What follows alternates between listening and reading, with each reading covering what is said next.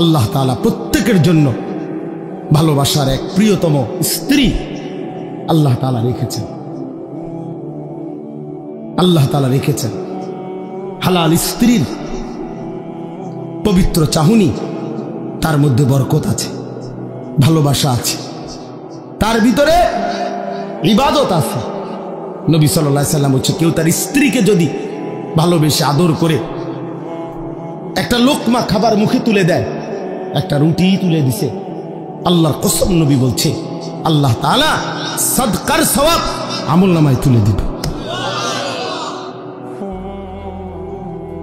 আর যে ব্যক্তি ভিন নারী দেখছে, তো তার চোখের মধ্যে কিয়ামতের দিন সীসা গলায়া চোখে দেওয়া।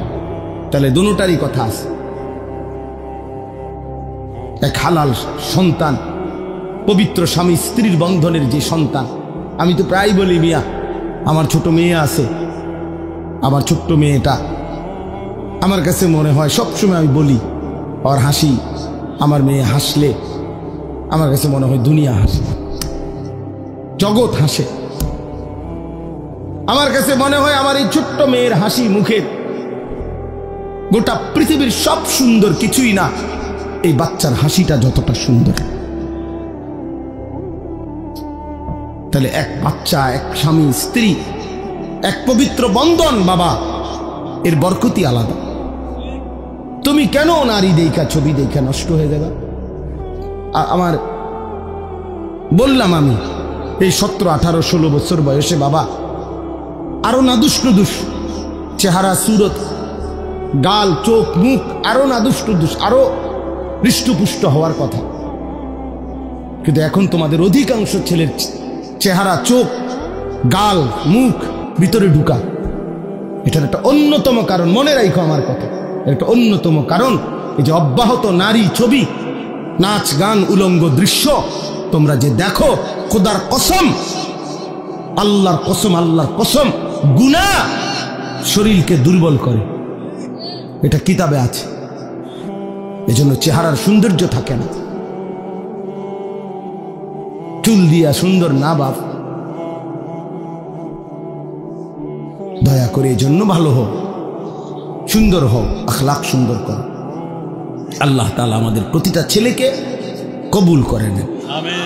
আল্লাহ তাআলা আমাদের এই মাহফিলকে কবুল করে নেন। আজকের এই সুন্দর আয়োজনের মধ্যে বরকত দান করেন। আমরা মনে রাখতে হবে, তাহলে আমাদের মেরাজ নবীজির ঠিক তারিখ খুঁজা এটা মূল বিষয় না, সবক নেওয়া মূল বিষয়। তাহলে আমরা সবক নেব, এক, আল্লাহর দ্বীনের জন্য আমার সব কুরবান হোক, তারপর আমি আল্লাহকে নারাজ করব না, বিনিময়ে আল্লাহ আমাকে সম্মান দেবেন। 2, মেরাজের শ্রেষ্ঠতম হাদিয়া 5 ওয়াক্ত নামাজ, সেটা আমরা জীবনের জন্য গ্রহণ করব। আমাদের জন্যই তো আনছেন নাকি? তা আমরা সেটা গ্রহণ করব। 5 ওয়াক্ত নামাজ। মেরাজ মানে খিচুড়ি না, মেরাজ মানে বিরানি না, মেরাজ মানে জিলাফি না, মেরাজ মানে 5 ওয়াক্ত নামাজের সেজদা। মেরাজ মানে আল্লাহর জন্য জীবন কুরবানি করা। মেরাজ মানে জীবনে আল্লাহর জন্য, দ্বীনের জন্য সমস্ত কষ্ট, জুলুম, নির্যাতন, লাঞ্ছনা, বঞ্চনা হজম করে আল্লাহকে রাজি করার চেষ্টা করা। এটা মেরাজ। মেরাজ মানে বিরিয়ানি। হ্যাঁ, হুজুর 12 ডেক করছে, 12 ডেক বিরিয়ানি। বাহ বাবা, কতক্ষণ গান গাইবো, গজল গাইবো, ডোলে লড়ে, বাহ। হ্যাঁ, খালাস খালাস। এরপরে বিরিয়ানি খাইয়া মাশাআল্লাহ মেরাজ পালন করছে। মেরাজ বলে পালন করছে, মেরাজ আবার পালন করে কেমনে? মেরাজ আবার পালন হয় কেমনে? আবার এটা মেরাজ তো সবক নেওয়া, যে নবী আমার কেন মেরাজে গেলেন, নবী আমার মেরাজ থেকে কি আনলেন। মেরাজ যদি পালন করতেই হয় তো প্রত্যেক দিনই তো পালন করা যায়, প্রতি ওয়াক্ত নামাজই তো মেরাজ। তাহলে তো 5 ওয়াক্ত নামাজ প্রতিদিনই তো মেরাজ, প্রতিটা সেজদার মধ্যেই তো মেরাজ। তো আমি আলগা টোহান করতে, আমার ওই যে অনেকে আছে, আপনি দেখবেন সবে বরাত 3-4 দিন আগে জিঙ্গা, হুজুর নামাজটা কোন দিন, নামাজ কোন দিন, ডাকাইতে জিঙ্গায় নামাজ কোন দিন। মানে কি নামাজ বুঝছেন না? শবে বরাতারি, শবে বরাতে যে নামাজটা পড়বো এবারে হিটা কোন দিন? হঠাৎ নামাজ তো হয়, নামাজ পোয়া হয় না, নামাজ আড়াইয়া গেছে দেবীর দেখতে, নামাজ গেছে হেদিকে কসবার হেদিকে, নামাজ তো হয়, নামাজ কোন দিন? নামাজ তো প্রতিদিন, নামাজ কোন দিন? তো তুমি কি নামাজ তো কি নামাজ তো বাবা? এই জন্য দয়া করে আমি বললাম, কোন একটি দিবস উদযাপন করা, কোন একটি দিন উদযাপন করা এটা মূল মাকসাদ না, বরং সবক নেওয়া মূল মাকসাদ। ঠিক আছে ইনশাআল্লাহ? নওজোয়ান রাগ হইও না, যখন যারে যে দূর ধমক দিছি তোমার ভালোর জন্য বলছি। তুমি ভালো হইলে আমারও লাভ, তোমারও লাভ। তুমি সেজদা দিলে আমারও সওয়াব, তোমারও সওয়াব। তোমরা আগাইলে ইনশাআল্লাহ ইসলাম আগাবে, আগামী দিনে ইসলামের পতাকা উড়বে ইনশাআল্লাহ। সারা পৃথিবী আমরা আশাবাদী খুব যে ইনশাআল্লাহ আগামী সময়টা আমাদের ইসলামের। হ্যাঁ, এটা একটা সিরিয়ালে আছি আমরা, মানে এটা একটা নিয়ম আছে। কোরআন শরীফে একটা আয়াত আছে, আল্লাহ বলছে আমি মানুষের অবস্থা বদলাই, পরিবর্তন করি। ওয়াতিলকাল আইয়ামু নুদাবিলুহা বাইনান নাস। এজন্য মানুষ সবসময় হাসে না, সবসময় কাঁদে না। মানুষ সবসময় সুখে থাকে না, সবসময় দুঃখেও থাকে না। মানুষ সবসময় অসুস্থ থাকে না, সবসময় সুস্থও থাকে না। ঠিক কিনা? অবস্থা কি হয়? পরিবর্তন হয়। মুসলমানদের অবস্থা একসময় পৃথিবীব্যাপী মুসলমানদের বাদশাহী ছিল, খেলাফত। আজকে 100 বছরের বেশি হয়ে গেছে মুসলমানদের খেলাফত নাই। মুসলমান আমরা আজকে 100 বছরের বেশি নির্যাতিত, মজলুম, সারা পৃথিবীতে জুলুমের শিকার। তো কাজেই আল্লাহ বলছে আমি মানুষের অবস্থা বদলাই। তাহলে এইবার এটা প্রমাণ করে ওলামায়ে কেরাম বলতেছেন যে এবার আল্লাহর সিদ্ধান্ত তো নতুন আসবে, পরিবর্তন হবে অবস্থা। তাহলে একসময় আমাদের হাতে রাজত্ব ছিল, মাঝখানে অনেক দিন আমরা রাজত্ব হারা, ঘর হারা, আমরা মজলুম, জুলুমের শিকার, নির্যাতনের শিকার। জমিনে ইমানদারের রক্তে জমিন ভাসছে বহুদিন। ইনশাআল্লাহ এইবার সিরিয়ালে নতুন করে আল্লাহর সিদ্ধান্ত যেদিনে আসে সেদিনই ইসলামের বিজয় হবে। মনে রেখো, এটা সিরিয়ালে আসি আমরা এখন। আমরা এখন সিরিয়ালে, বিজয়ের সিরিয়ালে। আলহামদুলিল্লাহ আমরা এখন বিজয়ের সিরিয়ালে আছি। এই জন্য সিরিয়ায় ইমানদারের বিজয় হয়েছে, আফগানিস্তানে ইমানদারের বিজয় হয়েছে, হয়েছে না? আরো হবে ইনশাআল্লাহ। আরো ফিলিস্তিনে একদিন ঘুম থেকে জায়গা তোমরা শুনবা ইসরায়েলের কুত্তারা নাই, ইসরায়েলের কুত্তারা নাই। শুনো, ফিলিস্তিনের বিজয় হবে একদিন ইনশাআল্লাহ। সারা পৃথিবীতে ইমানের বিজয় হবে। সেদিন তুমি আফসোস করবা, হায় চরিত্র কেন নষ্ট করবে। হাদিসে স্পষ্ট, আমি নিজে পড়াইছি, যে ব্যক্তি নাফরমান, পাপী, সে কবরের 3টি প্রশ্নের জবাব দিতে পারবে না। তো তৃতীয় যে প্রশ্নটা, এই তৃতীয় প্রশ্নের ব্যাপারে ফেরেশতা তাকে জিজ্ঞেস করবে যে এই যে ইনি যাকে তোমাদের কাছে পাঠানো হয়েছিল তার ব্যাপারে তোমার বক্তব্য কি, তুমি কি জানো? তিনি বলবেন, ওই নাফরমান বলবেন আমি কিছুই জানি না।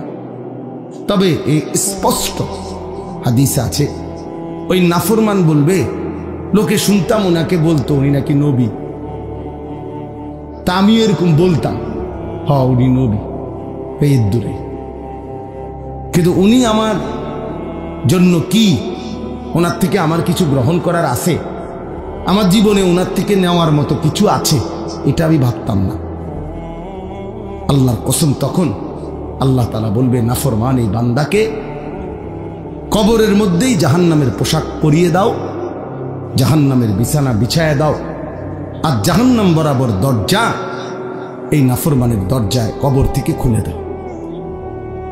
তাহলে এই যে লোকে বলতো উনি নাকি শেষ নবী, আমাদের একজন নবী আছে, আমরাও তো অনেকের ধারণা এটা, আমাদের একজন নবী আছে, উনি অনেক বড় নবী, শ্রেষ্ঠ নবী, উনি আল্লাহর প্রিয় নবী মুহাম্মদ সাল্লাল্লাহু আলাইহি সাল্লাম। তো সেটা তো ঠিক আছে, বুঝলেন, কিন্তু আপনার জন্য কোনো করণীয় কিনা আছে কিনা, সেই নবী আমার জন্য কেন আসলেন, পৃথিবীতে কেন আসলেন, তার থেকে আমি কি নিলাম, এটা তো দেখার বিষয় ছিল। এটা তো উচিত ছিল যে আমার চুল, চেহারা, লেবাস, পোশাক, আমার ঘর সংসার, বাজার, ব্যবসা, চাল চলন, উঠা বসা, লেনদেন, আচরণ, উচ্চারণ, এর মধ্যে আল্লাহ নবী সাল্লাল্লাহু আলাইহি সাল্লামের কোনো অনুসরণ আছে কিনা। আমার জীবনের কাজ মনে করেন 20টা, একজন আমার কাম, এখন 20টার মধ্যে আমার রাসূল সাল্লাল্লাহু আলাইহি সাল্লামের অনুসরণ আছে কয়টা, এটা কি একটু বিবেক দিয়েও মিলানো ভাবার কি কোনো দরকার নাই? বলেন, কথা বলে।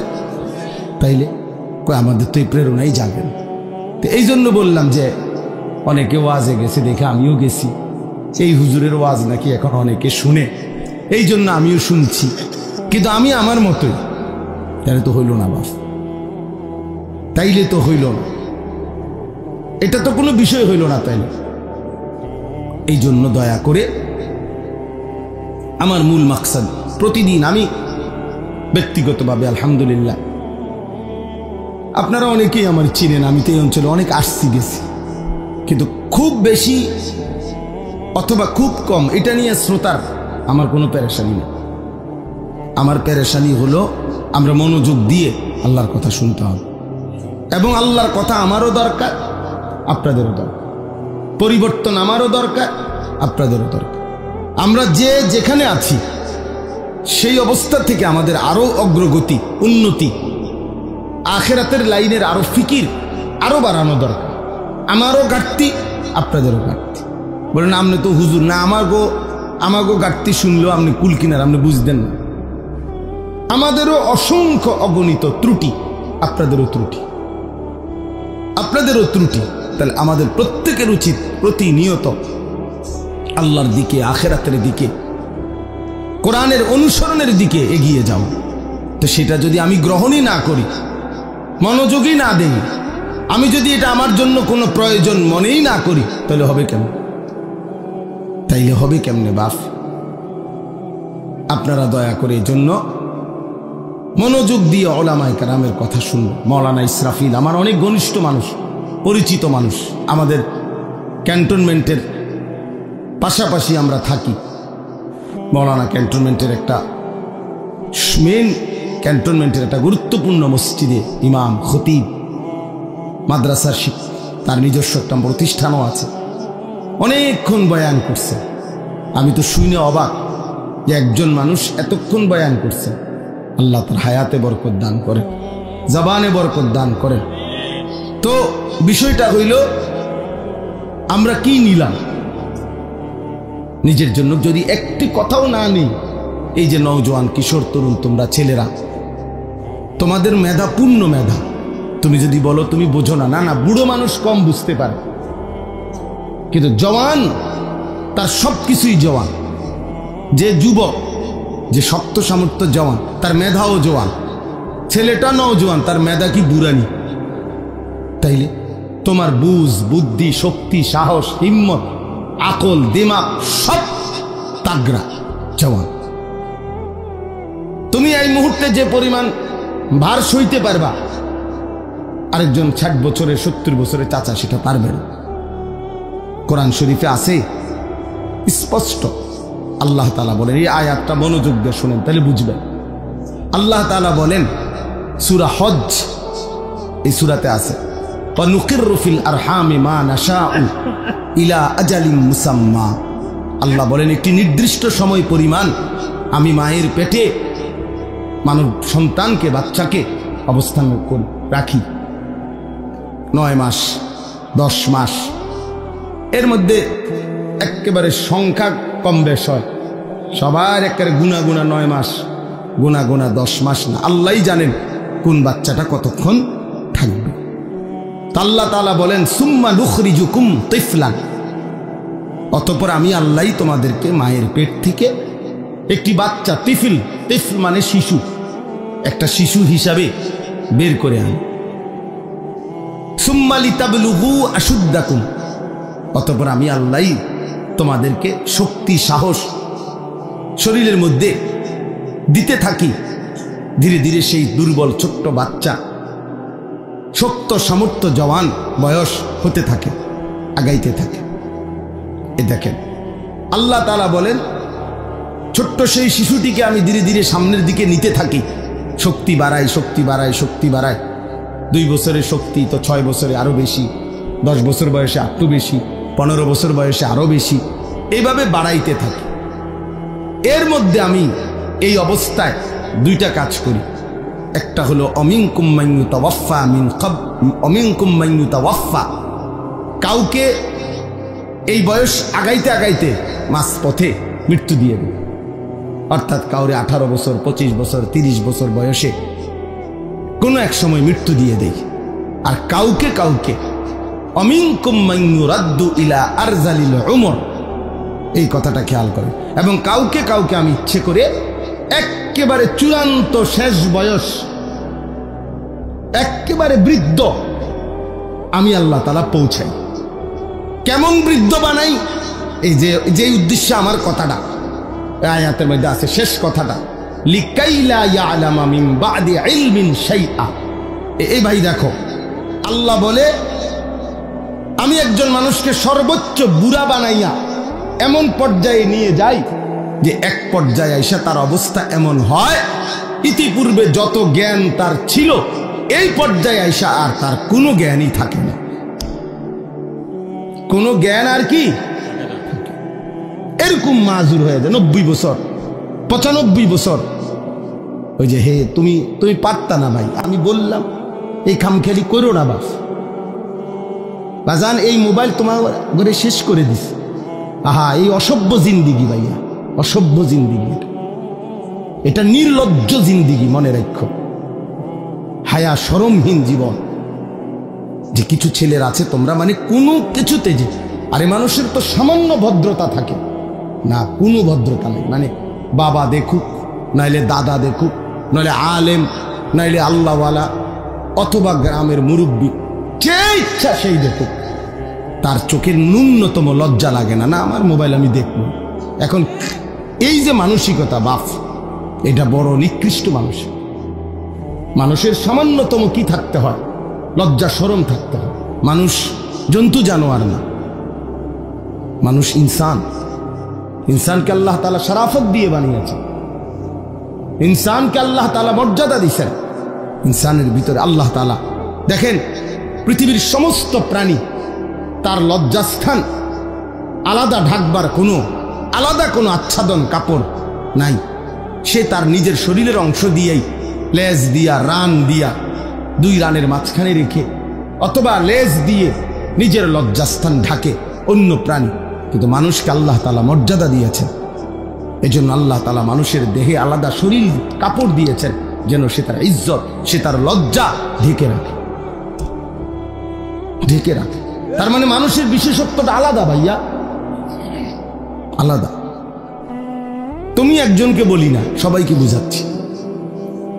এতটুকু আকল না থাকলে যে আমার এলাকা এটা, আমার গ্রাম, আমার গ্রামে আমার চাচা আছে, দাদা আছে, নানা আছে, আমাদের গ্রামে আলেম ওলামা আছে, শিক্ষক আছে, বয়স্ক মানুষ আছে। কেউ দেখলে কি মনে করো? কিছুই মনে করো না তোমরা ছেলেরা। তুমি মনে করতেছো রাত দিন 24 ঘন্টা মোবাইলটার প্রতি তোমার নজর, এটার মধ্যেই তুমি তৃপ্তি। না রে বাস, তোমার যদি একেবারে আমার কথা একদিন হলো, 1 মিনিট বন্ধু অন্ধকারে অথবা একাকী, তুমি আমার কথাটা ভাইবো, আমার কথাটা ফেলে দিও। তোমার ব্রেন যদি সামান্য থাকে, আকল থাকে, তুমি কাজে লাগাইও যে এটা আসলে স্বাভাবিক কিনা। একজন মানুষ কতক্ষণ মোবাইল দেখা উচিত? নারী ছবি, নাচ গান অথবা ভালো কিছুই, কিন্তু সারাদিন এই এক একজনের একে গাছ, ছবি, বালা, এগুলা যেটাই হোক, কতক্ষণ দেখা উচিত? একজন মানুষ কি পৃথিবীতে আমরা শুধু এই জন্য আসছি? কোনোভাবেই তোমাদেরকে, অনেক ছেলে তোমরা মোবাইল থেকে আলাদা হতেই চাচ্ছ না কেন ভাইয়া? পৃথিবীতে কি এর চাইতে আর কোনো প্রযুক্তি পৃথিবীতে ছিল না? এটা কেমন ধরনের কথা হলো যে রাত দিন ফুল টাইম জীবনটা এই মোবাইলটার সাথে বাইধা ফেলা? এটা তোমারে কোথায় নিবে বাপ, কোথায় নিবে? সারা জীবন ডাক্তাররা বলছে বাচ্চা যদি দৌড়ঝাঁপ না দেয়, কিছুটা খেলাধুলা না করে, তাহলে বাচ্চা শরীর স্বাভাবিক থাকে না। কই তোমরা তো এখন খেলাধুলাও বন্ধ করে দিস। আগে তো কোনায় কোনায় দেখতাম বাচ্চারা, ছেলেরা, নওজোয়ানরা কিছু খেলতো, ক্রিকেট খেলতো, ফুটবল খেলতো। আমরা তো ছোটবেলায় কত কিসিমের খেলা খেলছি আলহামদুলিল্লাহ। আলু ক্ষেতের আলু উঠাইছে, জুরজুরা মানে মাটি, আলু ক্ষেতের হাড্ডুডু খেলে উড়ে এলাইছে। আমি তো মনে আছে ছোটবেলায় পুরা গ্রাম চুক্তি, ওই যে লুকাইতো একজন একজন বিভিন্ন জায়গায় খুঁজা বাইর করা, দৌড়ে দৌড়ে যে কে মানে আমরা কে কোথায় লুকাইছে তারে টোহাইয়া বাইর করা। তো অনেক দৌড়ঝাঁপ দিতাম, এক বেলা দৌড়ঝাঁপ দিত, ঘাম ঝরত, এরপরে আইসা বাচ্চা আবার পড়ত। এখন তো তোমরা সারাটা দিন এই একটা চোখ, মানুষের একটি জিনিস সারাক্ষণ এটার পিছনে, এই মোবাইলের পিছনে ব্যয় করা, ভাইয়া কোথায় নিয়ে যাবে চোখটা? তুমি ডাক্তারকে জিজ্ঞেস করো, বিবেককে জিজ্ঞেস করো। বাপ, এত ফালতু মানুষের জীবন হয় না। ন্যূনতম যদি লক্ষ্য উদ্দেশ্য কারো না থাকে, সে মানুষ কোথায়? কি পাগল ছাগল না গরু ছাগল? সারাদিন ঘাস চাবানো। আল্লাহ তোমাদেরকে বিবেক দান করেন। আমাদের কথা আমরা বললাম ভাই, পাত্তা না দিলে কোনো সমস্যা নেই। তোমার ফতে তুমি, আমার ফতে আমি, কারো লেগে কেউ আটকায় না। এটা মনে রাখো বাপ, হাসলেও পৃথিবী, কাঁদলেও পৃথিবী শেষ হয়ে যায়। কারো জন্য পৃথিবী, কারো জন্য কেউ আটকায় না। সবাই কোনো না কোনোভাবে দুনিয়া পার করে ফেলে, একভাবে না একভাবে শেষ হয়ে যাবেই। কিন্তু কবরে গেলে কষ্ট হবে, আখেরাতে কষ্ট হবে না। দুনিয়া সবচেয়ে সুখী ব্যক্তিরও শেষ হয়ে যাবে, দুনিয়া সবচেয়ে দুঃখী ব্যক্তিরও শেষ হয়ে যাবে, কিন্তু আখেরাত আল্লাহর কসম শেষ হবে। সুখেরও শেষ নাই, দুঃখেরও শেষ নাই। লা ইউফাত্তারু আনহুম, আল্লাহ বলছে এক সেকেন্ডের জন্য বিরতি দেওয়া হবে, এক সেকেন্ডের কোনো বিরতি মিলবে না। কোরআনুল কারীম আল্লাহ বারবার বলছে খালিদিনা ফিহা আবাদা, জান্নাত চিরস্থায়ী, জাহান্নামও চিরস্থায়ী। চিরস্থায়ী, খালিদিনা ফিহা। এই জন্য দোস্ত আমার, বাবা আমার, সবাই মিলে আত্মসমালোচনা, নিজের উপলব্ধি করা যায়। যাই হোক, তো আমি যে কথাটা শেষ করতেছিলাম যে লিকাই লা ইয়ালামা মিন বাদি ইলমিন শাইআ, আল্লাহ তাআলা বলেন মানুষকে আমি বৃদ্ধ বানাইতে বানাইতে এমন বুড়া বানাই, একটা পর্যায়ে আইসা তার আর বিগত জীবনের কোনো এলেম, কোনো জ্ঞান কিচ্ছু আর থাকে না, কিচ্ছু আর থাকে না। একটা পর্যায়ে আর সে কিছুই বলতে পারে না। বাইচা আছে ঠিক আছে, কিন্তু কোনো সৌবোধ নাই, কিছুই নেই। এটাই জীবন। আমার আপন মা, মা আমার 70 বছরের উপরে বয়স হবে, মা আমার জীবিত আছে। আমি সেই মায়ের সন্তান।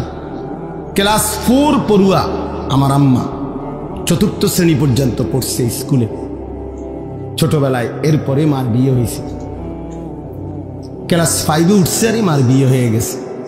আগের দিনে এমনই ছিল, আমাগো মা চাচিরে এমনই ছিল, কুদ্দুর কাদ্দুর পড়ছে, গেছে আইছে অল্প কুদ্দুর, একটু সাবালক হয়েছে আর বিয়ে দিয়ে আইছে। এই মা বিগত পুরাটা জীবন, মা আমরা 8 জন ভাই বোনকে দিন শিখাবার জন্য মার অবদান বেশি। মা আমাদেরকে গোটাটা সংসার আগলায় রাখছে, আমাদের পড়ালেখার খরচ আব্বার থেকে নিয়ে সবাইকে আমাদেরকে লালন পালন করছে। আমাদের আরো 2টা ভাই মারা গেছে, মার ছোট 2 সন্তান জন্মের কিছুদিন পর পরে মারা গেছে। তাহলে ওই 2 ভাইকেও তো মা গর্ভে ধারণ করছে, তাহলে 10 জন। আমরা বেঁচে আছি আলহামদুলিল্লাহ 8 জন, আর 2 জন কি ছোট্ট থাকতেই মারা গেছে। তাহলে 10 জন সন্তান মা গর্ভে ধারণ করছে। তাইলে এই মা, আমি দেখতাম কত কিছু ভাই বোনদের সব তো মায়ে বুঝাইতো, কিন্তু এখন আইসা আমার আম্মা বয়স বাইটা আছে ঠিক, একটি শব্দ কিছু বোঝে না, কিছু বল। নামাজ, মা নামাজ পড়েন, আহা মা রে, আমি আমার সারাটা জীবন আমি বুঝের পরে দেখছি মা একবার সকালবেলা বসে রয়েছে মুসল্লা, মা কি গো উঠতেন না?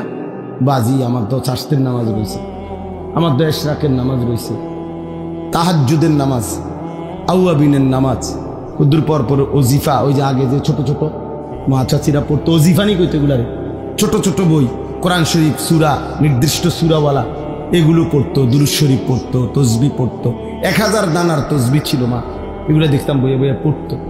এখন মা কিছুই কইতে না, জিগাইলে কথা কয় কহ কিতা, মানে কিচ্ছু বোঝে না।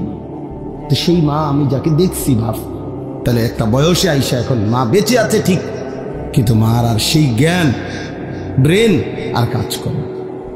তো আমার বলার উদ্দেশ্য হলো, মানুষ তো বয়সে আইসা মানুষের বুদ্ধিমত্তা আকল দেমাগ কমতে পারে, কিন্তু তোমরা যারা নওজোয়ান তোমাদের তো বাবা বোঝা উচিত যে এই মুহূর্তে তো তোমাদের সবকিছু সচল, তোমার হাত যেমন মজবুত, তোমার বিবেকও তো মজবুত, তোমার পুরাটা শরীরটাও তো মজবুত। তোমরা যারা 17-18 বছরের ছেলে, তোমাদের তো এখন 100 মাইল দৌড়াইলেও কষ্ট হওয়ার কথা না বাপ। আমি ওই যে মৌলানা অনেকক্ষণ ওয়াজ করছে, আমার আয়সা বলছে, আমি মনে মনে বলতেছি সে যদি শুনতো। হ্যাঁ, আমি এক টানা সোনাকান্দা মাদ্রাসায় চাকরি করতাম, 11 বছর চাকরি করছি। ওই সময় আমি 2.5 ঘন্টা, বিশ্বাস করেন একবার আল্লাহর সাক্ষী রেখা বলি, 2.5 ঘন্টা পায়ে হাইটা মাহফিলে গেছি, ঘড়ি ধরা 4 ঘন্টা বয়ান করছি, না খাইয়া আবার 2.5 ঘন্টা হাইটা মাদ্রাসায় আইসা রাত্রে ঘুমাইছি।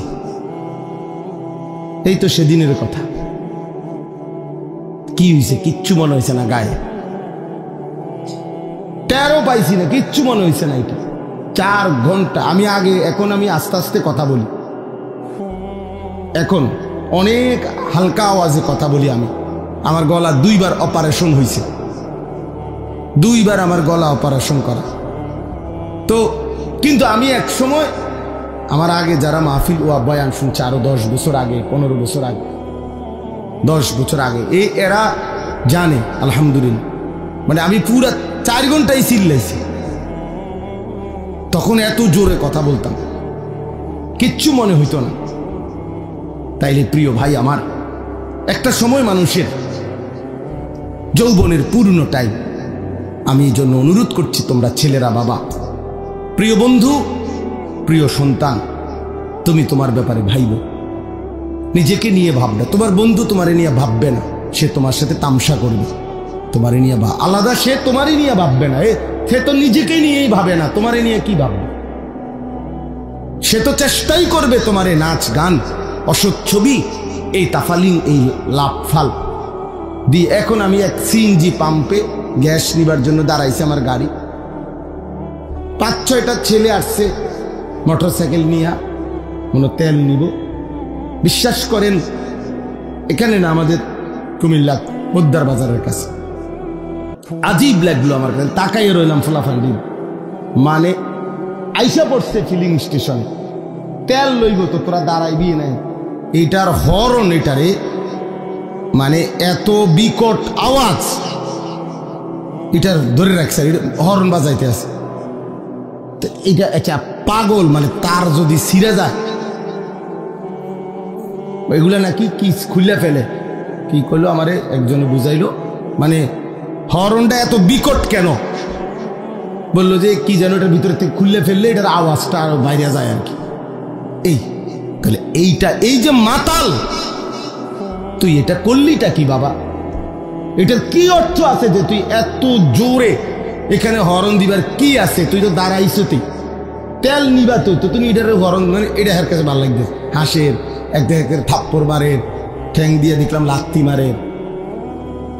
বিশ্বাস কর, মানে আমার কাছে মনে হয়েছে একটা চিড়িয়াখানার জানোয়ার, চিড়িয়াখানার জানোয়ার ছাড়া আর কিচ্ছু না। এটা কি রে বেটা, তোরা মানুষের বাচ্চা হইলে এমন করস কা? এইতে এইতে লাত্তি দেয়, থাপ্পড় মারে, কে হাসের, কেউ কি দেখে কিনা, আর কোনো মানুষ আছে কিনা ডানে বামে, এতটুকু আকল দেন। বাপ আমার, এটা জীবন না বাপ, এটা জিন্দেগি না, এভাবে জীবন চলে না, এটাকে সুস্থ মানুষ বলে না, এটা জীবন না। আমাদের প্রত্যেককে আল্লাহ তাআলা, আমাদের মা আছে, বাবা আছে, বংশ আছে, আমাদের ধর্ম আছে, আমাদের আল্লাহ আছে, আমাদের রসুল আছে, আমাদের কোরআন আছে, আমাদের ইসলাম আছে, আমাদের জীবন ফালতু না, আমাদেরকে আল্লাহ অনর্থক বানায় নাই বাপ। সারা দিনে কোনো কাজ নাই, আল্লাহ নাই, রসুল নাই, নামাজ নাই, সেজদা নাই, খোদার কসম এটা মানুষের জিন্দিগি হইতে পারে না। এটা কুকুর বিড়ালের জীবন হইতে পারে, জন্তু জানোয়ারের জীবন হইতে পারে, ইনসানের জিন্দিগি, মানুষের জিন্দিগি আল্লাহ থেকে বিচ্ছিন্ন, আখিরাত থেকে বিচ্ছিন্ন যেই জীবন, এটা মানুষের জীবন নয়, জানোয়ারের জীবন, জানোয়ারের জীবন, জানোয়ারের জীবন, এটা জানোয়ারের জীবন। মনে রেখো, উড়াই দিও তুমি, কোনো সমস্যা নাই, আমি বলে গেলাম, তুমি মনে করো হাসি দিয়া উড়াই দিলে অসুবিধা নাই, সবাই বদলায় যাবে, আমরা এই আশায় বলি না, বদলাবে তো আল্লাহর ফায়সালায়, আমরা বলে থাকি। আমরা তো জানি, এটা বিশ্বাস করি, আমার কোনো যোগ্যতা না, ফায়সালা তো আসমানে, কে ফিরবে, কে বদলাবে, কার জিন্দেগি সুন্দর হবে, এটা তো আল্লাহর সিদ্ধান্ত। কিন্তু এই জীবন, মানুষের জীবন যেটা, এটা সেজদাওয়ালা জীবন, বন্দিগিওয়ালা জীবন, আখিরাতওয়ালা জীবন। প্রিয় ভাই, কোরআন শরীফের আয়াত শুনেন, আপনারা বাবারাও শুনেন, আল্লাহ কোরআনে ডাইরেক্ট বলছে ফামাসালুহু কামাসালিল কালব, সরাসরি কোরআন শরীফের আয়াত। আল্লাহ বলছে বেঈমান নাফরমান তার উদাহরণ হলো কামাসালিল কালব, কুত্তার মতো। সরাসরি কোরআন। কালবুন অর্থ কুকুর, কুকুর, কুত্তা। জিজ্ঞেস করেন কোন আলেমকে, কোন মাদ্রাসা ছাত্ররা জিজ্ঞেস হে কই, এটা জানে কালবুন অর্থ কুত্তা। আল্লাহ তাআলা কোরআনে বলছেন নাফরমান, বেঈমান, সেজদাবিহীন, আমার গোলামি, আমার বন্দিগি যার মধ্যে নাই, ওই কুত্তার মতো, কুত্তার মতো, কুত্তার মতো বেটা, ওই মানুষের বাচ্চা না। আল্লাহ কোরআনে বলছে ইন তাহমিল আলাইহি ইয়ালহাস আও তাতরুকহু ইয়ালহাস। আল্লাহ বলছে কুকুরের স্বভাব কি, আল্লাহ নিজে বলছে পাইলেও জিহ্বা লম্বা করে, না পাইলেও জিহ্বা লম্বা করে। হ্যাঁ, নারী দেখলো অস্থির, না দেখলো অস্থির। এই দেখেন যে সমস্ত যুবক দিন রাত নারীর ছবি দেখে, এদের তৃপ্তি নাই। তৃপ্তি হইলে তো এতে একটা বন্ধ রাখতো, যে যাক আমি দেখতে শান্তি লাগছে, একটু তৃপ্তি হয়েছে, ঘুমাইয়া তৃপ্তি হয়েছে, ওরা আর গুমজানের দরকার নাই, আবার রায় তুলে আবার ঘুমামো। তাহলে এটা তো একটা বোঝা গেল যে তৃপ্তি হয়েছে, তার ঘুমাইয়া মোটামুটি ফোসাইছে, এখন সে 8 ঘন্টা 10 ঘন্টা কাজ করবে, বুঝাই গেল। তো তৃপ্তি হইলে তো থামতো, সে তো থামে না, সে তো সারাক্ষণ পরপর পরপর সারা দিন রাত নারী ছবি দেখতেছে, উলঙ্গ দৃশ্যই দেখতেছে। বুঝা গেল সে দেখেও অতৃপ্ত, না দেখলেও অতৃপ্ত। এই জন্য তার স্বভাব কুত্তার স্বভাব, কুকুরের স্বভাব। মনে রাখিস বাবা, জানোয়ারের আখলাক এটা। হারামখোর দেখবেন নাফরমান, নাফরমান যেগুলো অবৈধ ইনকাম করে, ওজনে কম দেয়, কাস্টমারকে ঠকায়, কামাই করে, এরপরও তার তৃপ্তি নাই। দেখেন বেচে, মাল বেচতে আছে, বেচা কিনা চলতেছে তার দোয়ানে, আপনি জিঙ্গাবেন যাইয়া কবেন কি অবস্থা ভাই, বেচা কিনা না, দূর দূর দূর দূর, আগের এই ব্যবসা ওনার নাই, কি এর বেচা কিনা বইয়া তা ওনারই কতক্ষণ, অথচ মাল বেচতেছে, দোকান চলতেছে তার। কয় না আগের ব্যবসা নাই। কিরে ডাকাত, আগের ব্যবসা নাই বলতে কি তা? কোন বছরের ব্যবসা নাই? আরো 300 বছর আগের ব্যবসা নাই নাকি? তো তুমি সেই সময় আইতা, তুমি অনাইলা কেন পৃথিবীতে? যে বছর ব্যবসা ছিল সেই বছর তুমি জন্ম নিতা, কথা বলেন না তো? কোন আগের ব্যবসা নাই? কি কোন সময়টা? কি নূহ আলাইহিস সালামের জামানার ব্যবসা নাই নাকি? তাই এইটা কোনো কথা হইল? প্রত্যেকের রিজিক আল্লাহ তাআলার পক্ষ থেকে বরাদ্দ। এই জন্য আমি বললাম ওই যে স্বভাব, এটা স্বভাবই এটা যে পাইলেও জিব্বা লম্বা করে, না পাইলেও কি করে। এই আল্লাহ কোরআনে বলছেন নাফরমান কুকুরের মতো। আল্লাহ আমাদেরকে হেফাজত করে। অনেকের আছে লজ্জা শরমই নাই। এর কথা হলো আমার যেহেতু শরমে নাই, আমারে কি গরু কয় না, ছাগল কয় না, প্লাস্টিক কয় না, হাফ প্যান্ট কয় না, ফুল প্যান্ট কয়, দূরে বেড়া। আমি তো এমনি বেশরম, আমার কইলেই কি বেড়া,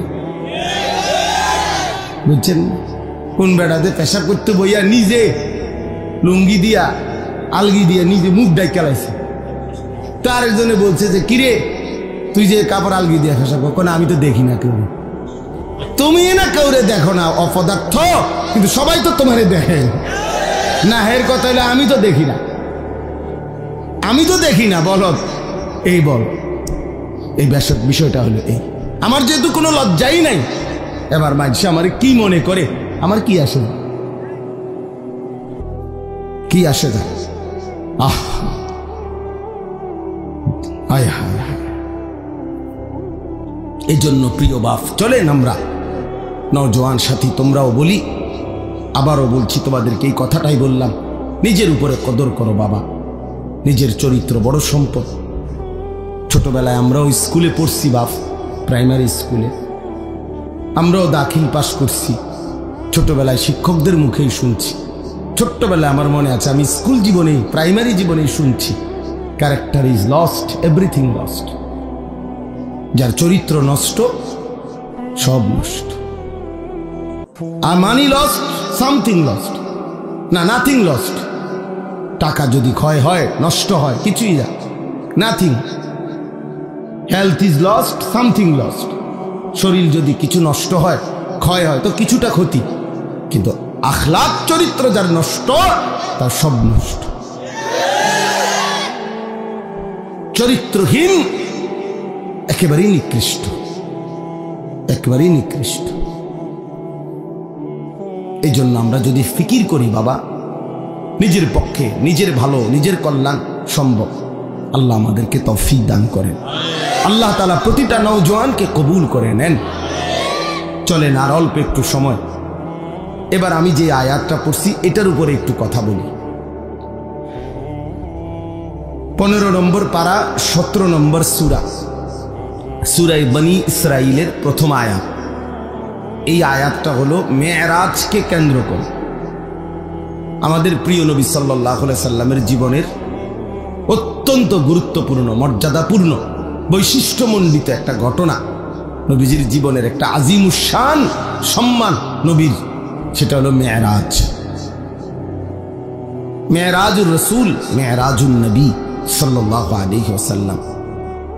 রাসূলুল্লাহ সাল্লাল্লাহু আলাইহি ওয়াসাল্লামকে আল্লাহ তাআলা নবুয়তের সময়ে জমিন থেকে 7 আসমানের ঊর্ধ্বে, কোটি কোটি গুণ ঊর্ধ্বে আল্লাহ তাআলা তার মহান আরশে আজিমের মধ্যে মেহমান করে নিয়েছিলেন। সেখানে আল্লাহ তাআলা নবীজির সাথে সাক্ষাৎ করেছেন, কথাবার্তা বলছেন, হাদিয়া দিছেন। সচক্ষে নবী আল্লাহকে সচক্ষে দেখছেন, আবার দুনিয়ার জমিনে ফেরত আসছেন। এই ঘটনাটাকেই বলা হয় কি? মেরাজ। মানে আমি সংক্ষেপে বললাম, এটাকে কি বলে? মেরাজ বলে। এটা আমাদের নবী সাল্লাল্লাহু আলাইহি সাল্লামের জীবনের আশ্চর্যতম, অবাক করা, বিস্ময়কর ঘটনা। এই ঘটনাটা আল্লাহ তাআলা এই আয়াতের মধ্যে এই ঘটনার প্রথম অংশ তুলে ধরছেন। এই ঘটনাটা নবীজি সাল্লাল্লাহু আলাইহি সাল্লামের দুই ভাবে হয়েছে। একটা হলো জমিন থেকে জমিন, আরেকটা হলো জমিন থেকে আসমান ঊর্ধ্বে। প্রথম জিব্রাইল আইসা বোরাক, একটি জান্নাতি বাহন, ওইটার মধ্যে চড়াইয়া আল্লাহ নবী সাল্লাল্লাহু আলাইহি সাল্লামকে মক্কার জমিন থেকে, কাবা ঘরের কাছ থেকে মসজিদে আকসা, যেটা বর্তমান ফিলিস্তিনে বাইতুল মুকাদ্দাস, এই যেটাকে জেরুজালেম,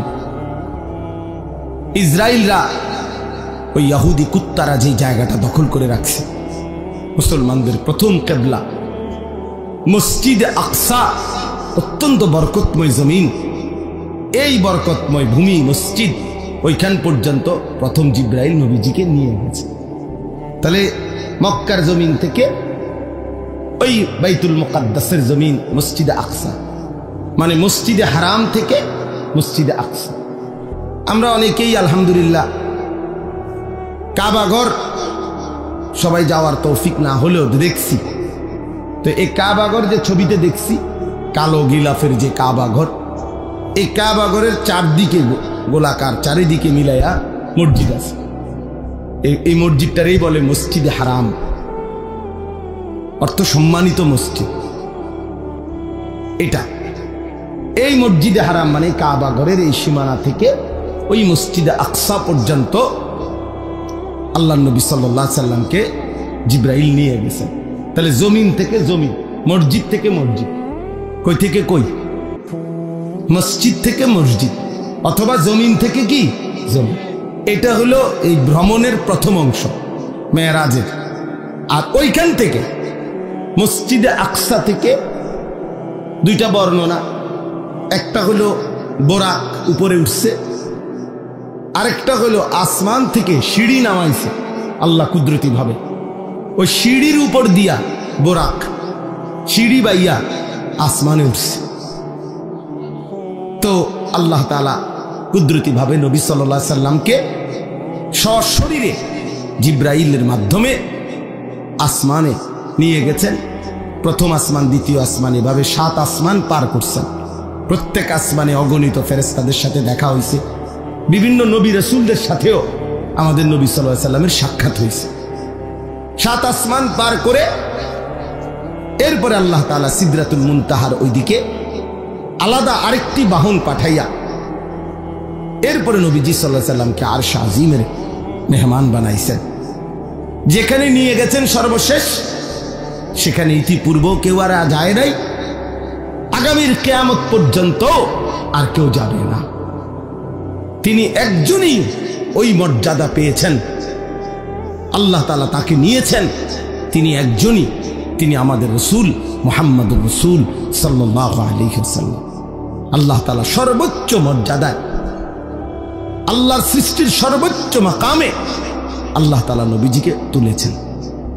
আরশ আজিমের উপরে নিয়ে আল্লাহ তাআলা নবী সাল্লাল্লাহু আলাইহি সাল্লামকে বুঝাইছেন যে বন্ধু, এবার শুধু আপনি সিরিয়ালটা বোঝেন, যে দেখেন এখন উপরে, আপনার উপরে আসি শুধু আমি আল্লাহ, এরপরে আপনি, এরপরে আমার গোটা সৃষ্টি আপনার কদমের নিচে, আরশ আজিমটাও আপনার কদমের নিচে। তাইলে এখন এবার স্তর বুঝতে কল, প্রথমে আমি আল্লাহ, তারপরে আপনি রাসূলুল্লাহ, তারপরে গোটা সৃষ্টি। এই মর্যাদার হিসাব। সর্বোচ্চ প্রথম মর্যাদাবান মহান আল্লাহ, আল্লাহর পরে রাসূলুল্লাহ, এরপরে বাকিরা, এরপরে বাকিরা। এই জায়গায় নিয়ে গেছেন। কেন নিয়ে গেছেন তো সেটা আমি বলতেছি। আগে ঘটনার যে প্রথম অংশ, অর্থাৎ জমিন থেকে জমিন, মসজিদ থেকে মসজিদ, এই কথাটা আল্লাহ এখানে বলছেন। সুবহানাল্লাযী আসরা, পবিত্রময় সত্তা সেই মহান আল্লাহ, বড় বেশি পবিত্রতম, যিনি তার বান্দা প্রিয় রাসূলকে নিয়ে গেছেন রাত্রিবেলা। মিনাল মসজিদিল হারামি ইলাল মসজিদিল আকসা, মসজিদে হারাম থেকে মসজিদে আকসা পর্যন্ত। কোন মসজিদ? মসজিদে আকসা। আল্লাহ বলেন আল্লাযী বারাকনা হাওলাহু, যেই মসজিদ, মসজিদে আকসা যার চতুর্দিকে আমি আল্লাহ রেখেছি অগণিত বরকত।